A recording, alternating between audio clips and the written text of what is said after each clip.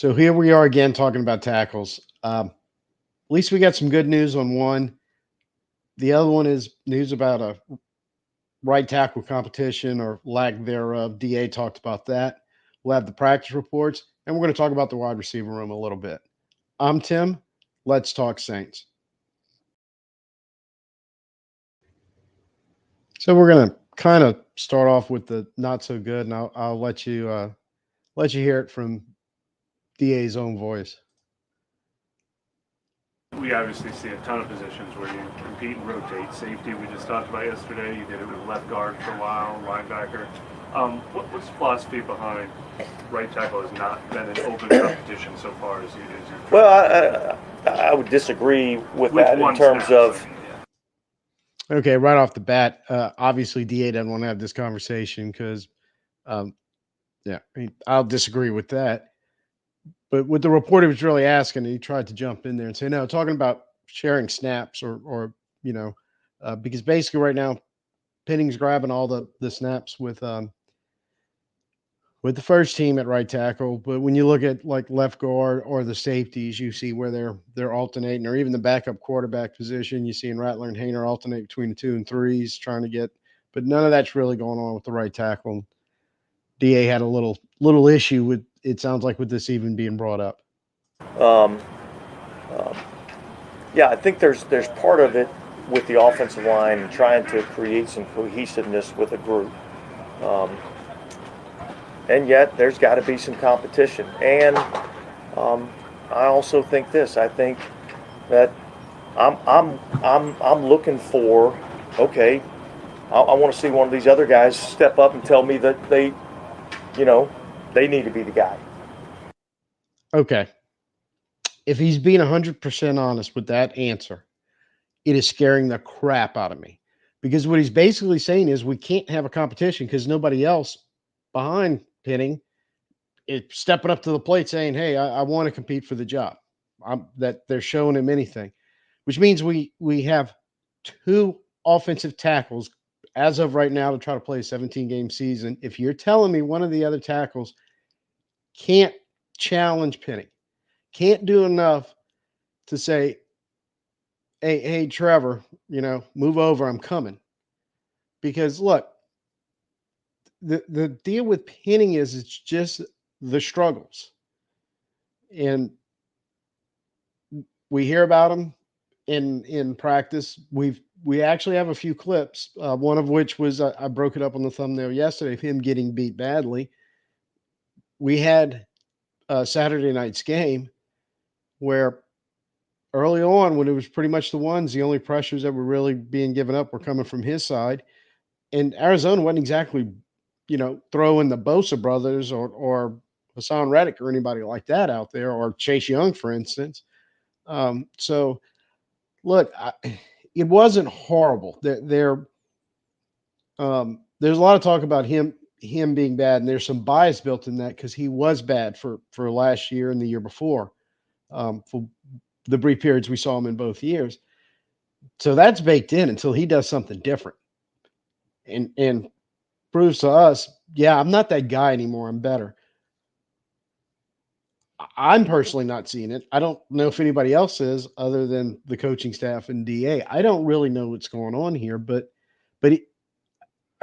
I don't know what would scare me worse, if they're just bequeathing the job to, despite all they're saying about competition and accountability, they're just bequeathing the job to Trevor Penning, and somebody else may be playing well enough to challenge him, but they're just not letting it happen. Or he's being serious where nobody's really challenging him enough for us to even consider doing it. Scary proposition either way.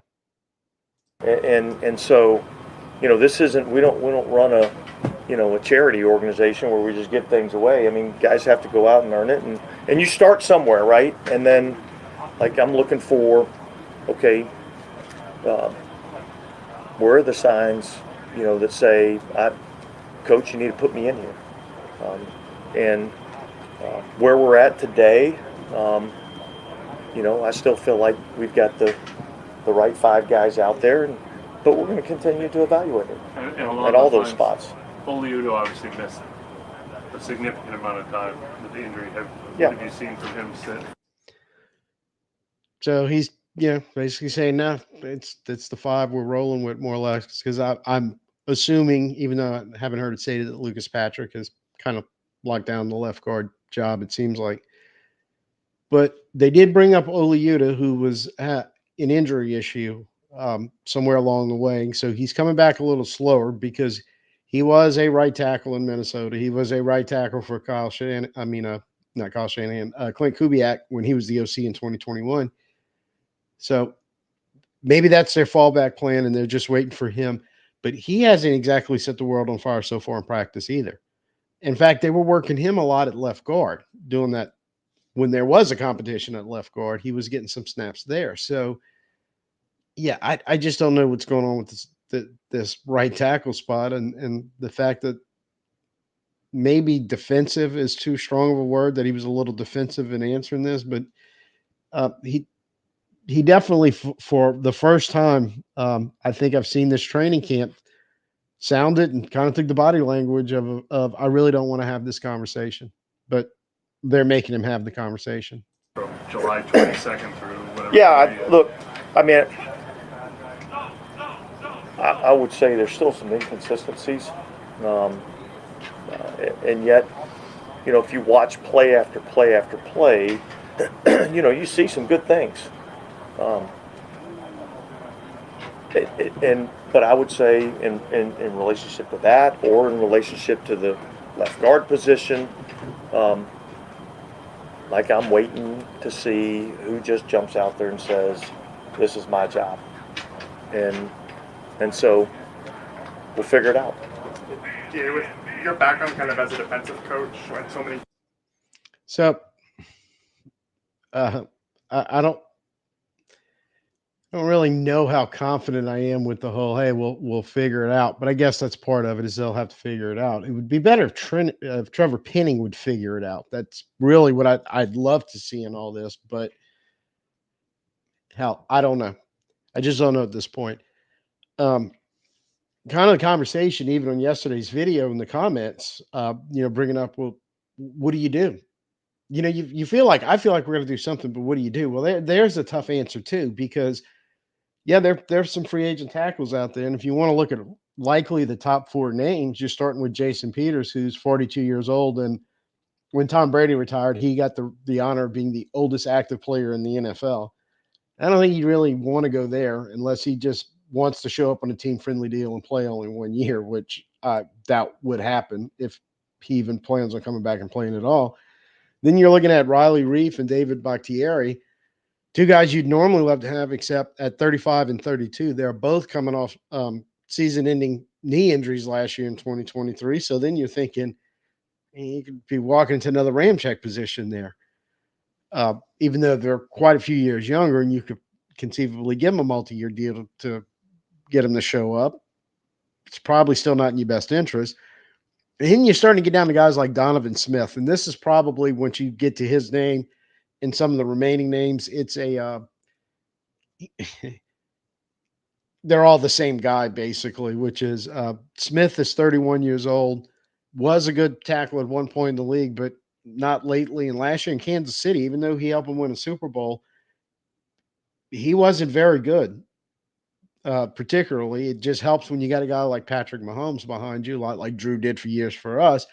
Sometimes a really great quarterback can hide a blemish or two on your offensive line. We don't have that luxury this year either. So, do you trade for one? The simple fact of the matter is, it just sounds like they have no faith and confidence of Landon Young or Oliuta or any other offensive tackle we currently have on the roster to come in and do anything. That it sounds like we're riding with two guys to try to make it through 17 games. They're truly not helping my confidence when it comes to the right tackle position. So, and that was kind of in the middle of DA's little Q&A with the press. From the get-go, he was saying, hey, look, we had a good work day. They did do a lot of situational work, but they also did their normal individual drills and their normal, well, not quite normal, 11 on 11 team portion of practice. They did a lot more of that kind of to compensate for the fact that Frisco was canceled the joint practices. So they're trying to make up that work some kind of way. Um, he said it was an extremely hard day. They competed hard, and it was designed to be a grind today. They were trying their best to simulate as much game flow as possible in everything they were doing, and they were taking a lot of snaps and a lot of reps. So it was as close as they could simulate that, and try and also simulate. So he said this would be a lot like if we'd have had the joint practices, what would have happened? Basically, kind of a all just short of a live scrimmage between the offense and defense. Um, the yeah, this is a point of contention between what DA said and then what the media was kind of saying on Twitter. But the referees are there, and DA acknowledged, yeah, we threw some they threw some flags today, but we ran more plays, more reps were out there than normal. So it may not be an inordinately high number of penalties, compared to the number of reps we were taking, and so he said it might have just basically been a clean practice, but now the media types are going, no, there was a lot of flags flying around practice today, so don't know really how that shakes out exactly, but I don't want to see. We can't. We talked about that with non-penalties on Saturday night. Yellow Hankies got to stop. They have to solve that issue. And he did talk about a punter competition. And this is another one again where he's saying it's competitive and there's competition, but he talked up, Lou Edley loves him. He's consistent. Talking about we plotted all his punts last year, and it was like a straight line when we made the graph for it, unlike some guys where you see one way up here because they kicked a 60-yarder and then one way down here where it was a 20-yarder off his side of his foot or whatever. You say, we know what we're getting. He's so consistent. So I'm listening to this going, sounds like you have already made up your mind, but he's banking on no. We still have the rest of the preseason games for those two to decide who's going to win the job. And he brought up the point. He said Headley's been working on his more conventional punts and less of the Australian rule stuff that he did a lot of, and that he has a strong leg. So conceivably, if he has that ability to boom one and flip the field, I know he does the other stuff really well. The positional stuff they want, being able to pin inside the 20, that sort of thing. He had two really good punts to back up Arizona Saturday night. So if it's true that the leg's coming around where when we have to boom a punt to flip the field and get it up high enough so our guys can cover it, if he can do that, then his consistency on the other stuff, the short stuff, to manage or to even stop returns from happening, but still getting good yardage on the punt, then yeah, I can see where he would likely be ahead in the race. The good news is about talking about tackles. They asked him about Fuaga, and anytime anybody talks about Fuaga or the media asks questions about coaches or players, you hear good stuff coming back. I did see where he had a very clean game grade wise. Cat Terrell posted that yesterday in the Arizona game, which is good. No penalties, no pressures given up. Had a clean pass block and run block. Great. So that's good. And he's a rookie on the left side. It's going to be some growing pains, and that's what DA's kind of alluding to when he was talking about it. He says, look, the game is not too big for him. And Fuaga was interviewed by the media afterwards, and he said, yeah, the game's slowing down after that, especially after those first couple plays Saturday night. The game is slowing down for me. It's not moving as fast, and that's the kind of stuff you want to hear from a rookie, because a lot of times that's the thing that gets him is it takes a while to adjust that even though he came from a high-level football program the last 3 years, still nothing compared to what the NFL is going to throw at you on the other side of the ball when you're practicing and the other side of the ball when you're playing against another team. Different levels of all that stuff. And he seems to acknowledged it and seems to be handling it by both his say-so and DA's. He said the thing is, though, he has to be out there getting reps because he is a rookie and he does have an adjustment period. I get it. And he says, I see the improvement daily, but he's going to have to keep playing. He's going to have to get the reps in practice. He's going to have to get the reps in the preseason game. So I expect him to stick around for a while again this Sunday when they play Frisco.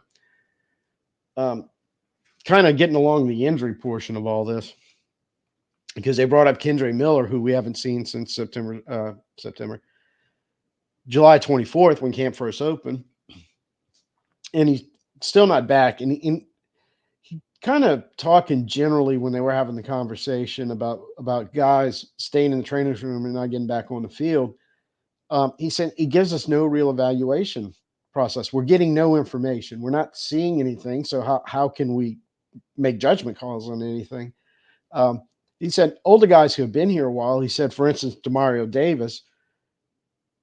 I've had him for 7 years now, 8 years. Know what he can do, seen him do it. I know what he's capable of. I know he knows the defense. He doesn't really have anything to prove, is basically what DA was saying. So he's missing time. I don't need to see a whole lot there to evaluate him, as opposed to other players who we just don't have anything other than maybe some game tape on to evaluate him. And that's not the same as getting him on the field, on the practice field, having him go live and evaluating him. So I think it started off with a question about Kendre Miller, but I think generally speaking, some messages are going around on some guys like you'll have to get on the field so we can evaluate you if you want to make this team, if you want to have a shot at playing this year.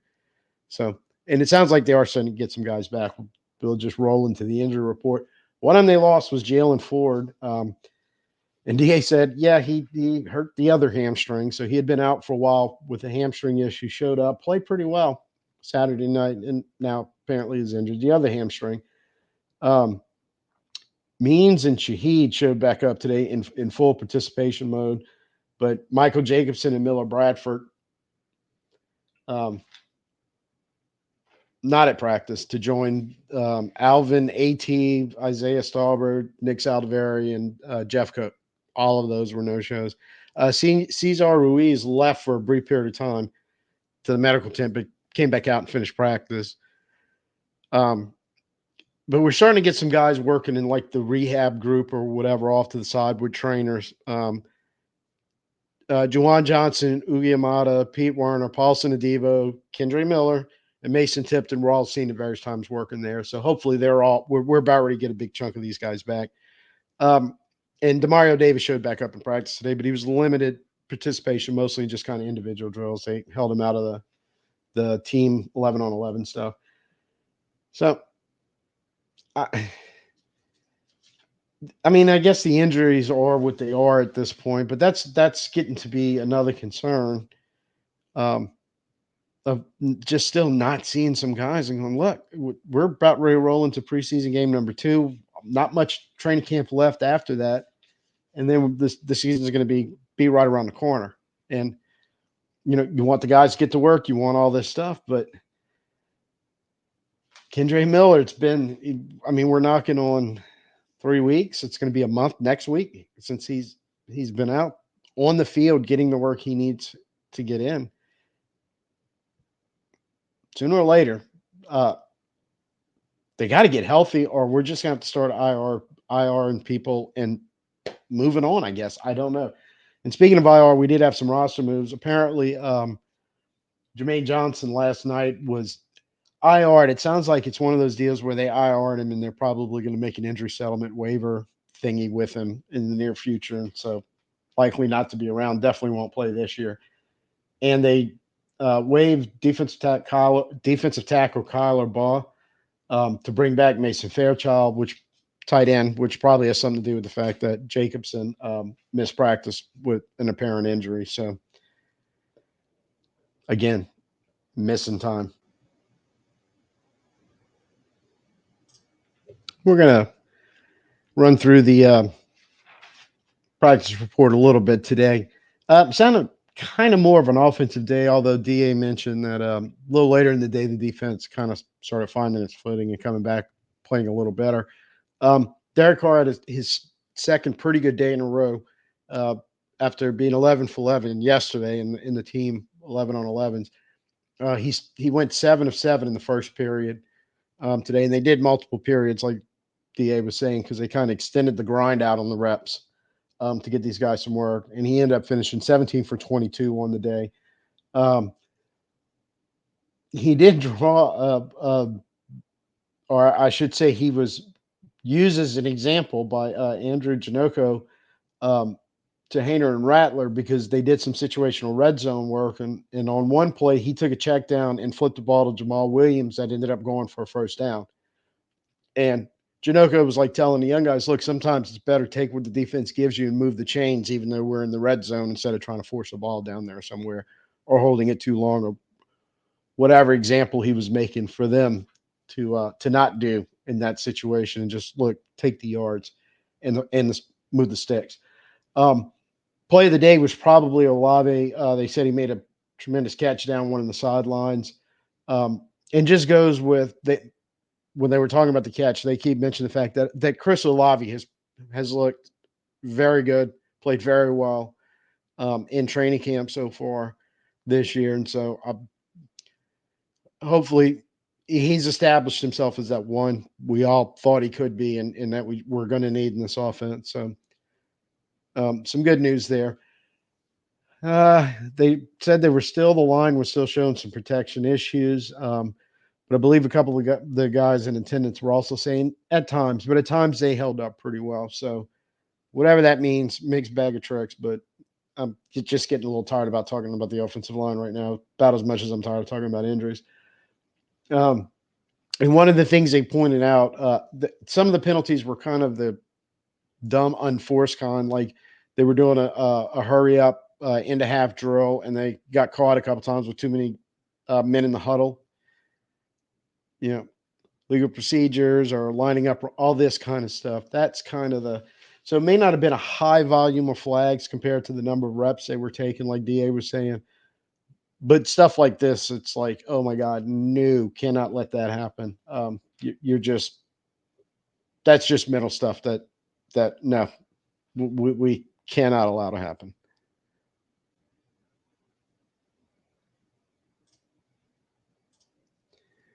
I'm going to kind of use the Olave point to segue into trying to find some good news somewhere in this whole crazy deal right now with kind of talking about the line and some of the other deficiencies that we've had.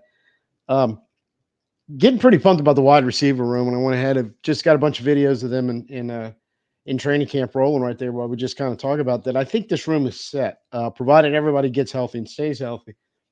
Your top four are going to be. I don't see any way this doesn't happen. Olave, Shaheed Perry, and Cedric Wilson Jr. Um, the real question: are they keeping six or are they keeping seven? And are there any plans to use whoever makes it out of the tight end room? We know Jawan Johnson could do this, but whether it's Holker or Jacobson, who just got injured, so he may not be in the picture anymore, but where they could split out off the line and handle some of that big receiver, tight end, split wide stuff you see George Kittle's do, because I think both of them were more than athletic enough. And I mean, maybe not at his level, but athletic enough and catch the ball enough in the passing game to handle some of the stuff he does there. So that's almost like carrying the seventh receiver. So I think we're in really good shape. They always felt like that, but I think they're proving it out. Guys have to get healthy, but I'm looking at you still have Bub Means, who we're waiting to see, and he's just getting back, see if he can get back to making some plays and turning some heads. Mason Tipton, who we hope we're getting back soon. And man, I just want to go ahead and put him in the last receiver spot right now, but I know not necessarily. Wait and see what happens there. Samson Nakua showed up, and really Kevin Austin Jr. kind of showed up with little or no warning, got into game action just this past Saturday and looked pretty decent, especially Nakua late in the game. But both kind of helped out to try to pull that game out and set up Smith for the game-winning field goal. And then they brought Shaq Davis back after the game, which makes me happy because I didn't get a chance to talk on this yet, but I'll talk on it now. It just pissed me off last year that we kept Bowden and Kirkwood and all these other guys that couldn't make plays in a junior high football game, much less against NFL defenses, to keep a guy like Davis, who was, I feel like, kind of the Mason Tipton of last year, where you look at him going, man, why isn't this guy on the roster? Why is he not playing when you're looking at Lynn Bowden trying to catch a ball and turn upfield and gain nothing with it. Going, what are we doing here? We had A.T. Perry sidelining that time, not playing at the same time. And I'd have loved to see what Shaq Davis and A.T. Perry would have done for a full season instead of going with the Bowdens and the Kirkwoods of the world and whatever the hell else we were trying to do. And along those lines, I bring that up last because I kind of feel like a quantum of St. Brown and Stanley Morgan Jr. or the Lynn Bowden and Keith Kirkwood of 2024. Sorry, they may be nice guys. I know they've been in the league for a while. I know they do some things on special teams, and Quantum's is a big guy. And I want playmakers out there. I want guys that are going to go out, catch the ball, and make plays. Tipton shown that he can do it. Shaq Davis, we knew what he did last year in training camp. I think Nakula and in Austin in their limited time here have turned a few heads, and who knows if they can stick around or at least make it through and find themselves on the practice squad. So finding that fifth and sixth receiver out of this group should not be hard. Again, just got to keep everybody healthy. But I'm liking what we can do there. And it's a lot of speed, some decent size, because even Nakua and Cedric Wilson Jr. is not a teeny tiny small guy by any stretch of imagination. Even our smaller receiver, if you want to call Olavi that, because he's probably one of the smaller ones in this group. First ball thrown to him Saturday night, he shows, look, man, I can win one-on-ones. I can make contested catches, and he's proven that throughout his career so far. So just trying to get the bright spot here. A little video evidence of guys making plays at a position I think we're going to be really good at, really deep at, and expecting big things out of them.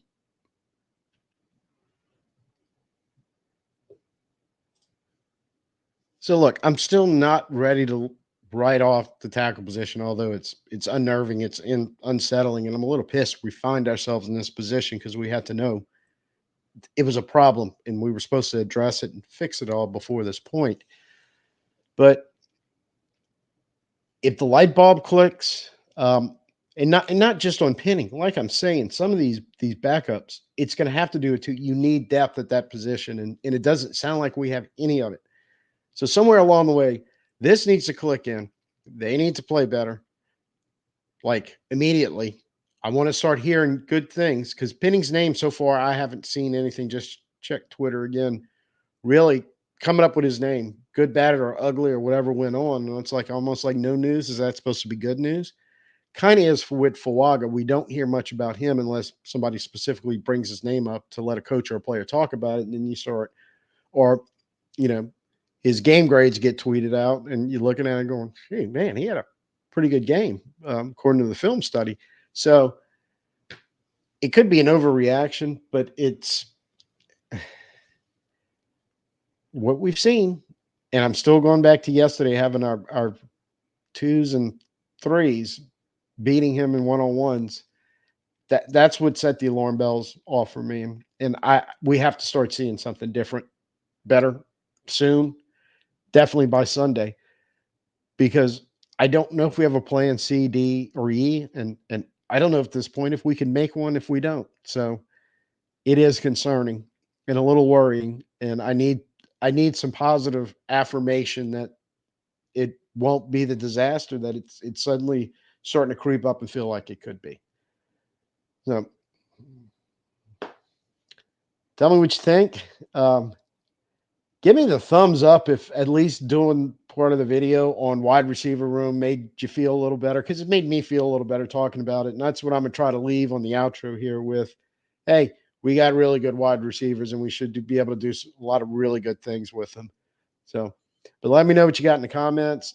Look forward to hearing it. This sounds like going to probably be an ongoing discussion until something is settled one way or the other, good, bad, or ugly. So I'll see you next time. I'm Tim. Peace out. Who dat?